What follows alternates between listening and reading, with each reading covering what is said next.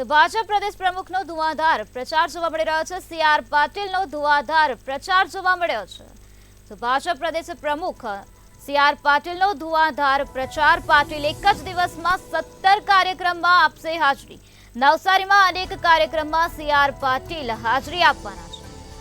ત્રીજા તબક્કાના મતદાનને હવે ગણતરીના જ દિવસો બાકી રહ્યા છે, ત્યારે તમામ પાર્ટીઓ દ્વારા પ્રચાર પ્રસાર જોરશોરથી કરવામાં આવી રહ્યા છે। ત્યારે નવસારી બેઠકના ઉમેદવાર અને ભારતીય જનતા પાર્ટીના પ્રદેશ અધ્યક્ષ સી.આર. પાટીલ નવસારી વિધાનસભા બેઠક, જલાલપુર વિધાનસભા બેઠક, 17 જેટલા ગામોમાં રથ દ્વારા અને બાઇક દ્વારા રેલી યોજવામાં આવશે, જેમાં ખૂબ મોટી સંખ્યામાં લોકો ઉપસ્થિત રહેવાના છે, જેમાં આગેવાન ઉપસ્થિત રહેવાના છે। સી.આર. પાટીલના સૌથી વધારે લીડથી જીતવાનું જિલ્લા અધ્યક્ષ દ્વારા જણાવવામાં આવ્યું। ભાજપ પ્રદેશ પ્રમુખ પાટીલનો ધુઆધાર પ્રચાર જોવા મળી રહ્યો છે। પાટીલ એક જ દિવસની અંદર 17 કાર્યક્રમમાં હાજરી આપવાના છે। નવસારીમાં અનેક કાર્યક્રમમાં સી.આર. પાટીલ હાજરી આપવાના છે। નવસારી વિધાનસભા બેઠક, જલાલપુર વિધાનસભા બેઠક, 17 જેટલા ગામોમાં રથ દ્વારા અને બાઇક રેલીનું આયોજન કરવામાં આવ્યું છે। બાઇક રેલી યોજવામાં આવશે। પાટીલ એક જ દિવસમાં 17 કાર્યક્રમમાં હાજરી આપશે।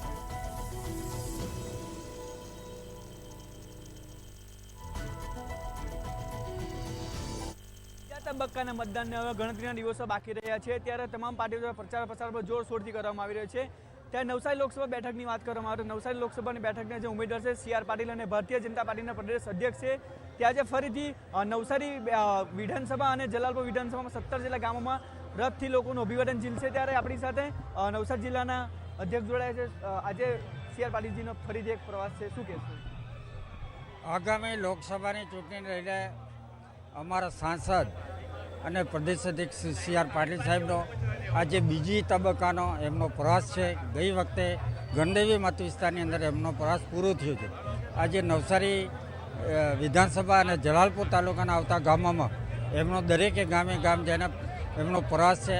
એ પ્રવાસમાં અમારા પ્રદેશના અધિકારીઓ, પદાધિકારીઓ, નવસારી અને જલાલપુરના ધારાસભ્યશ્રીઓ અને પાર્ટીના અનેક કાર્યકર્તાઓ સાથે રેલી કાઢીને ગામ ગામ સુધી પ્રવાસ કરીને લોકોની મતદાન કરવા માટે અપીલ કરી રહ્યા છે। અને પાટીલ સાહેબે સમગ્ર દેશમાં અમારા પાર્ટીના કાર્યકર્તાઓ અને પાટીલ સાહેબે એક માર્ગદર્શન આપ્યું છે કે માઇક્રો પ્લાનિંગથી આપણે નીચે સુધી કામ કરીએ તો આપણે 100% સફળતા મળતી હોય।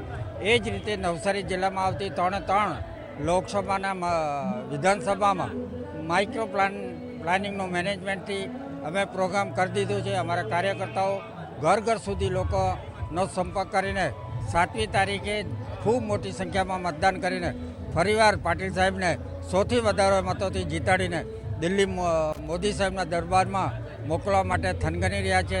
ને અમને આશા છે ને જે રીતનું પ્લાનિંગ છે અને અમારા પાર્ટીના કાર્યકર્તાઓમાં ઉત્સાહ છે, એને લઈને અમે આ વખતે ફરીવાર સમગ્ર દેશમાં સૌથી વધારે મતોથી પાટીલ સાહેબનો વિજય થશે એવી અમને આશા છે। જે હતા જિલ્લા અધ્યક્ષ હતા તેઓનું કહેવું છે કે જે માઇક્રો પ્લાનિંગથી લઈને જે બૂથ લેવલના જે લોકો છે તે લોકોને મતદાન કેવી રીતના કરાવાય અને વધુથી વધુ મતદાન થાય, અને જે કાર્યકર્તાઓ છે તે કાર્યકર્તાઓ જે કામે લાગી ચૂક્યા છે, ત્યારે ચોક્કસપણે કહી શકાય છે જિલ્લા અધ્યક્ષે કહ્યું છે કે સૌથી વધુ લીડથી જીતવાનો જે દાવો છે તે હાલ કરી રહ્યા છે। ઋષન શર્મા, મંતવ્ય ન્યૂઝ, નવસારી।